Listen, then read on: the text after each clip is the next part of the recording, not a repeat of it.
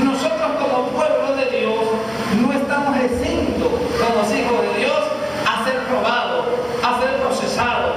Todos los procesos que nosotros, hermanos, padecemos como cristianos, forman en nosotros el carácter de un siervo de Dios que conoce quién es su maestro. Nadie puede hablar de sanidad si no hemos experimentado la sanidad divina de Dios en nuestro cuerpo. No podemos hablar de un Dios de prosperidad si no vemos que ese Dios de prosperidad hace progreso en nuestra vida. No podemos hablar de un Dios que liberta a las almas de los vicios si no hemos visto a ese Dios libertar a nuestros familiares. Por eso es necesario que Dios introduce a su pueblo a su escuela. A su escuela. La escuela de Dios, hermano, Dios prueba al hombre en distintos ámbitos, en distintas áreas, por lo menos en el área de la familia, de la economía, en el área del liderazgo, y vamos a ver a través de las escrituras cómo el Señor nos habla en su palabra, porque Dios introduce a su pueblo en su escuela. Como profesor de teología, por la inmensa misericordia de Dios, comparto siempre con los alumnos y le digo clase dada, clase evaluada, con un solo objetivo: examinar hasta dónde ellos han asimilado cada una de las clases, para ver si verdaderamente en ellos se forma un ministro que conoce a su Dios. Yo creo que de la misma manera, en la revelación de las Escrituras, Dios prueba a sus hijos para saber lo que hay en su corazón. Amén. Los hebreos, los israelitas, el pacto israelita se habla después de Jacob. El pueblo hebreo, Dios lo llamó con un gran propósito.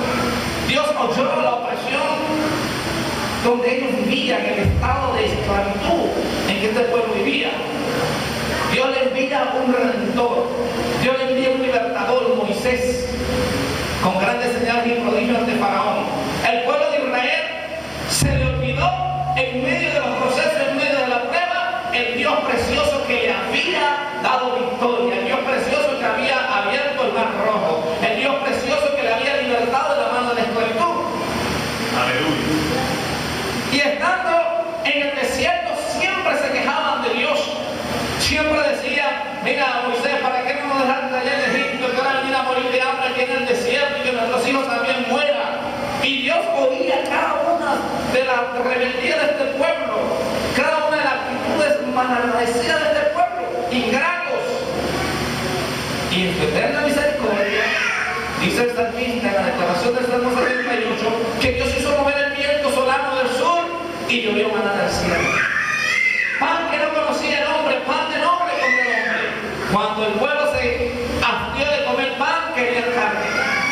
Y fueron y se quejaron ante Moisés, y Dios hizo llover también carne, codornices, ave, según la declaración del Salmo 78 y de las Escrituras. Pero en todo esto, cuando Jehová Dios va a introducir el pueblo a la tierra de Canaán, le dice a Moisés: acuérdate de todos los preceptos y mandamientos que yo te doy hoy, para que cumpliendo cada uno de los preceptos vivas.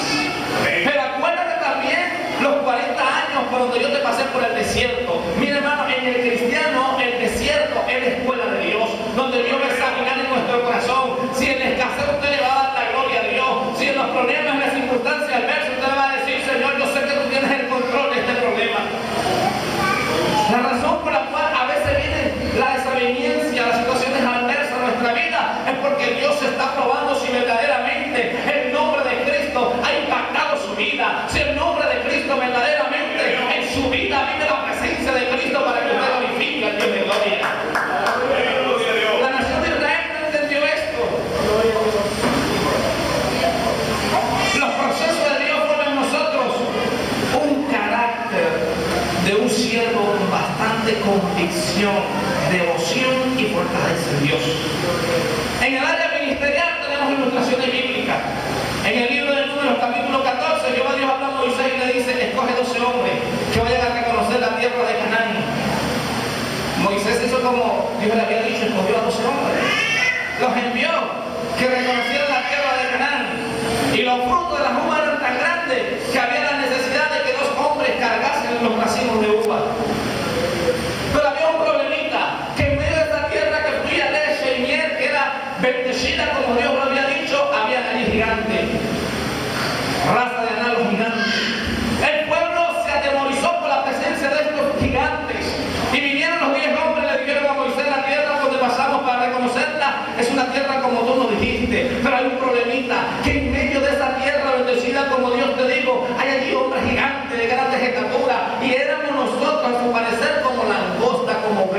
como insectos.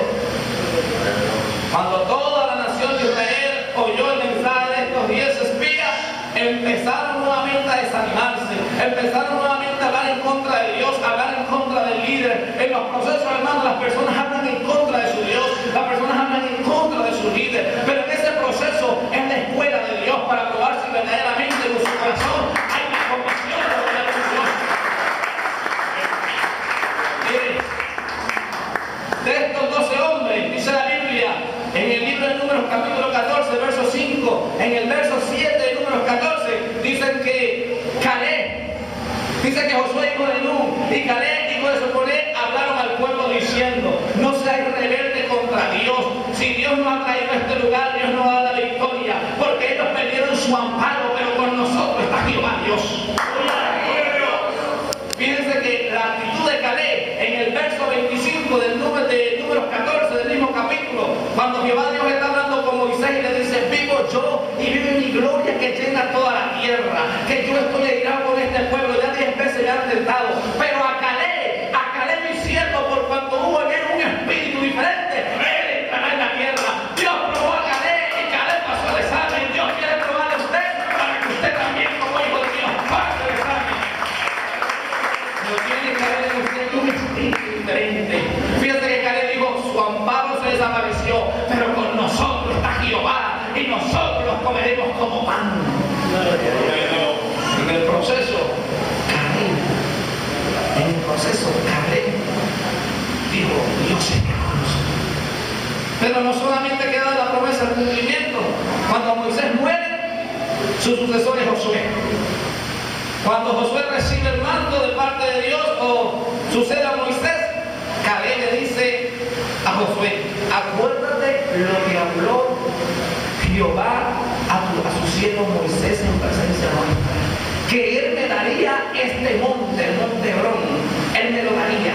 Y yo tengo la misma fuerza hoy que soy de 80 años como la tenía cuando salimos de Israel. Ese espíritu diferente todavía estaba en la persona de Caleb, y Dios quiere que en sus hijos haya un espíritu diferente, que las circunstancias, que el umbral de los tiempos no apague el fuego de Dios en nuestra vida. Gloria a Dios. No apague el fuego de Dios en nuestra vida. Gloria a Dios. Gloria a Dios. En el área ministerial, en el área de la familia, a veces las familias también son procesadas en la escuela de Dios. En el desierto, donde no hay agua, donde no hay sustento, donde no hay alimento, pero donde está ese Dios invisible, que nosotros empíricamente, con los ojos naturales, nadie lo puede percibir, pero Él está allí, en el desierto. Gloria a Dios. En el desierto. Podríamos hablar en el área familiar por la misma escritura.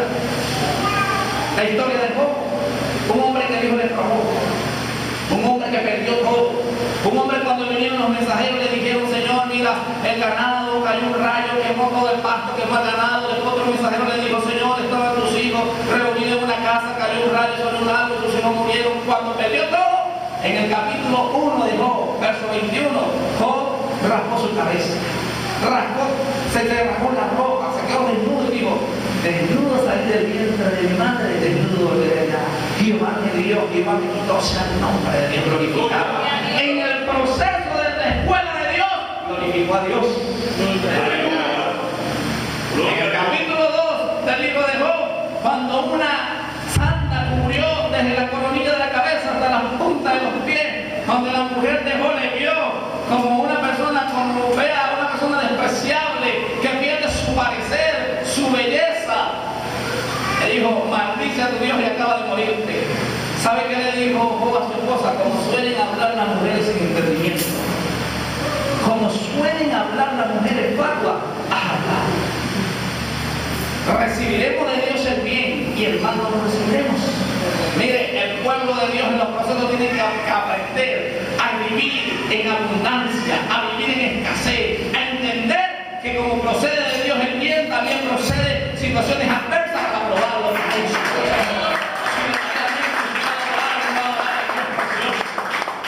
Pero hay una parte preciosa del libro de Job, en la historia del proceso en la familia, que dice que Job dijo: yo sé que mi Redentor vive y Él me levantará de este polvo a otro mejor lugar.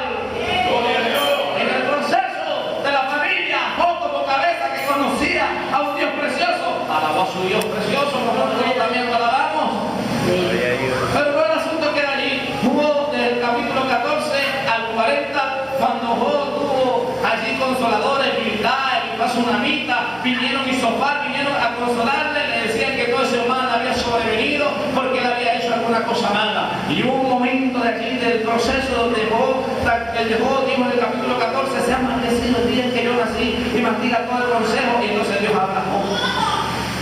¿Quién eres tú que oscurece el entendimiento, el consejo? ¿Quién eres?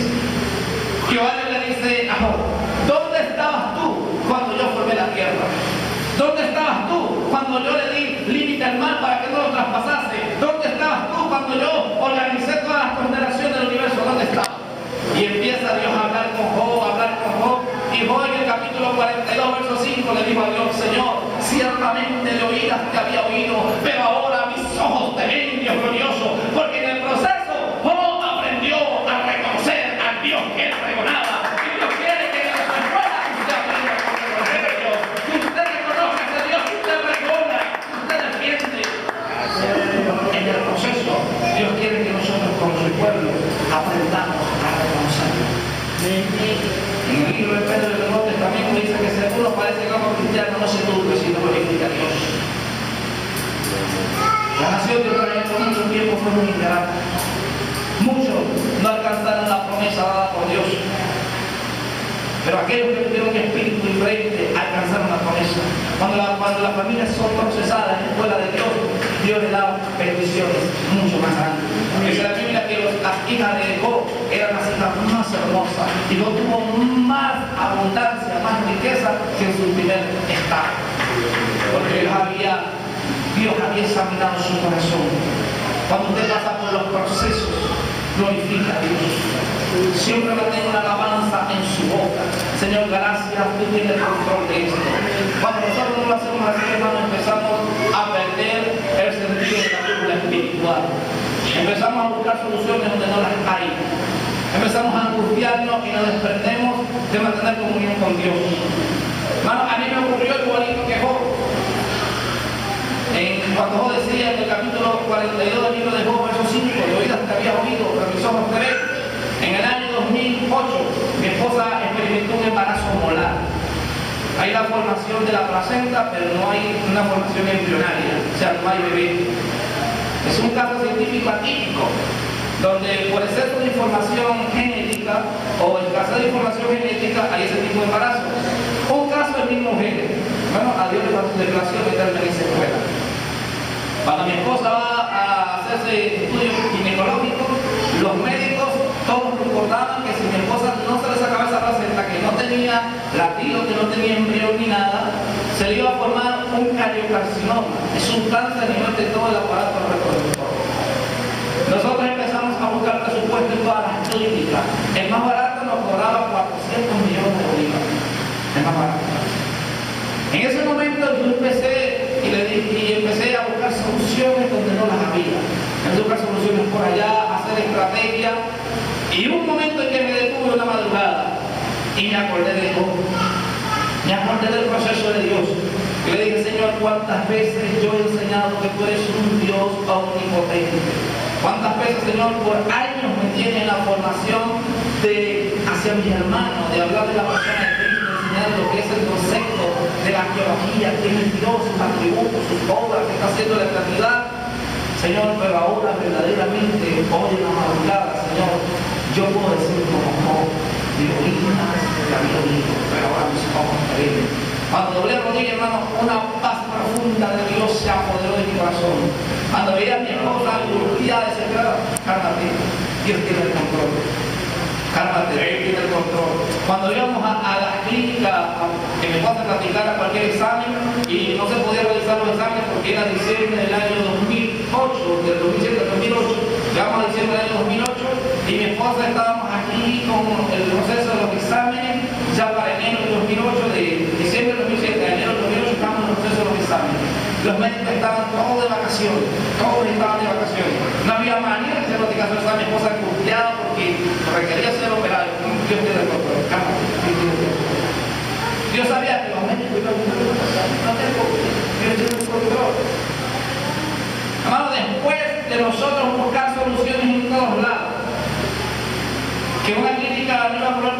Bolívar nos llaman del Hospital Carabobo una hermana en Cristo. Y nos dice, hermano José, venga, se entregue a su esposa con los exámenes que tenga, que a su esposa mañana la operan. Intervinieron a mi esposa quirúrgicamente el 31 de enero del año 2008. Le practicaron una biopsia, se envió para Caracas, llegó la biopsia en febrero del año de febrero, 20 de febrero llegó la biopsia. Cuando llegó la biopsia, lo que los médicos habían declarado como un cariocarcinoma, como un cáncer que mi esposa iba a experimentar toda su vida, déjeme decirle que el Dios de la gloria permitió que todo diagnóstico de la ciencia humana se desapareciera. El Dios de la gloria metió su mano poderosa.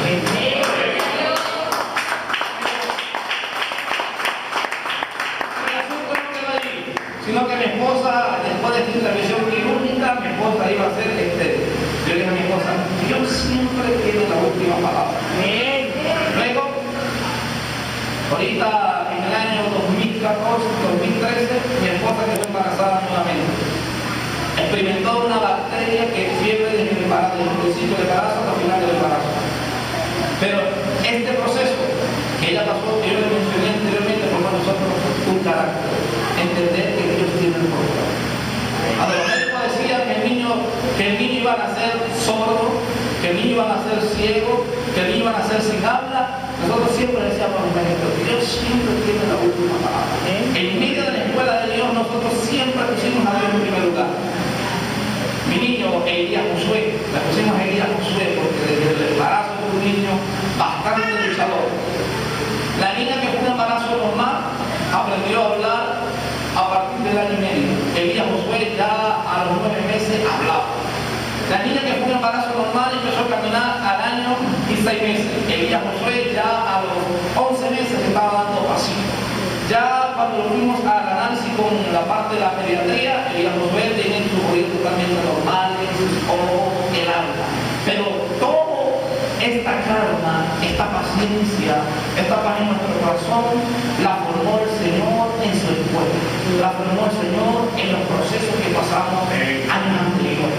Hermano, yo no sé por dónde usted esté pasando, pero déjame decirle que en esa escuela, en ese proceso que usted está pasando, en la escuela de Dios.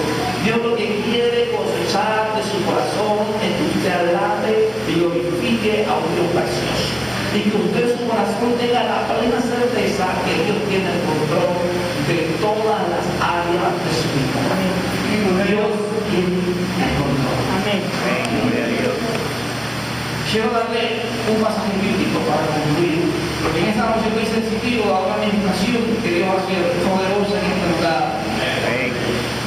Primera de Pedro, capítulo 4, verso 12 dice: no os sorprenderá el fuego de prueba que os ha sobrevenido, como si alguna cosa extraña aconteciera, sino gózate por cuanto eres partícipe de los padecimientos de Cristo.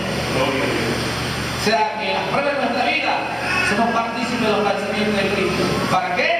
Para que cuando Cristo se glorifique, también sus hijos se glorifiquen justamente con Él en gloria.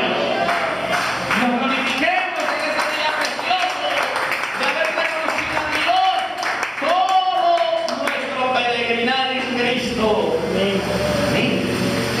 La escuela de Dios.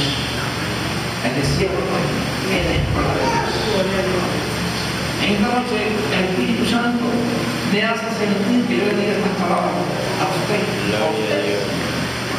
En cierta oportunidad el profeta Elías se desanimó después que vio la mano poderosa de Dios, cómo Dios se manifestó haciendo llover fuego de lo alto, cómo Dios se manifestó de una manera sobrenatural, cómo los profetas de Baal fueron descuartizados, y solamente porque una mujer le dijo, porque Jezabel mandó un mensajero y le dijo: así me hagan mañana los dioses si yo no hablo de la persona de Elías como una misma profeta. Yo no tengo que matar a Elías. Y Elías se fue al desierto y huyó. Y en el desierto le dijo al Señor: Señor, mátame. No soy yo mejor que mis padres, mátame. Pero déjeme decirle, en el desierto, allí en el desierto, Dios envió un ángel. Y le dijo a Elías, cuando Elías se quedó dormido, le dijo: Elías, levántate. Cuando Elías se despertó, vio un árbol de negro, vio ahí un árbol de negro y encima del árbol un ascua. Y encima del ascua una torta cocida. Elías se levantó, comió y bebió agua y se quedó dormido. El ángel vino por segunda vez en el desierto y le dijo: Elías, levántate, come